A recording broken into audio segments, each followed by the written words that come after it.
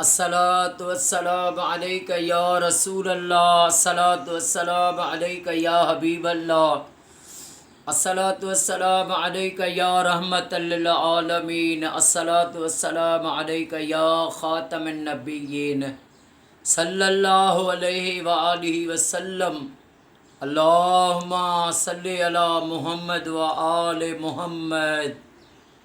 جو بھی میرا بھائی یا میری بہن میری اس ویڈیو کو دیکھے، اللہ پاک امام سجاد امام زین العابدین علیہ الصلوۃ والسلام کے صدقے اس کی تمام پریشانیاں دور فرمائے، اس کو ہر پریشانی بیماری سے نجات عطا فرمائے اور اس کی ساری فیملی کو سدا شاد و آباد فرمائے۔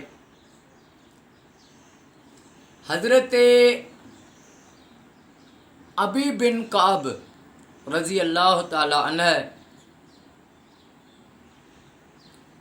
انہوں نے ایک بار آقا کریم صلی اللہ علیہ وآلہ وسلم کی بارگاہ اقدس میں عرض کی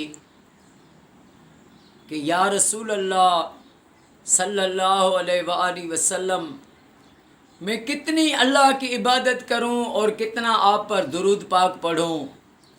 تو میرے کریم آقا صلی اللہ علیہ وآلہ وسلم نے فرمایا، اے کعب، جتنا ہو سکے مجھ پر درود پاک پڑھا کر۔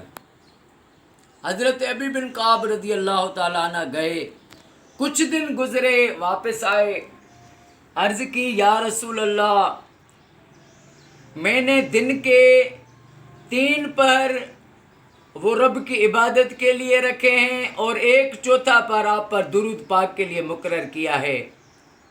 تو میرے آقا کریم صلی اللہ علیہ وآلہ وسلم نے فرمایا، اے کعب، ہو سکے تو مجھ پر درود کو اور بڑھاؤ۔ سبحان اللہ۔ حضرت ابی بن کعب رضی اللہ تعالیٰ عنہ گئے، پھر جب واپس آئے پھر عرض کی یا رسول اللہ، اب دن کے 2 پہر میں اللہ کی عبادت کرتا ہوں، 2 پہر جو ہے آپ پر درود پڑھتا ہوں۔ تو میرے کریم آقا صلی اللہ علیہ وآلہ وسلم نے فرمایا کہ اے کعب، ہو سکے تو مجھ پر اور درود کو بڑھاؤ۔ حضرت ابی بن کعب رضی اللہ تعالیٰ عنہ گئے، کچھ دن گزرے، پھر واپس آئے، پھر کہا یا رسول اللہ صلی اللہ علیہ وآلہ وسلم، اب 3 حصے دن کے آپ پر درود پڑھتا ہوں، باقی 1 حصہ وہ اللہ کی عبادت میں گزارتا ہوں۔ میرے آقا نے فرمایا، کعب، ہو سکے تو اور مجھ پر درود کو بڑھاؤ۔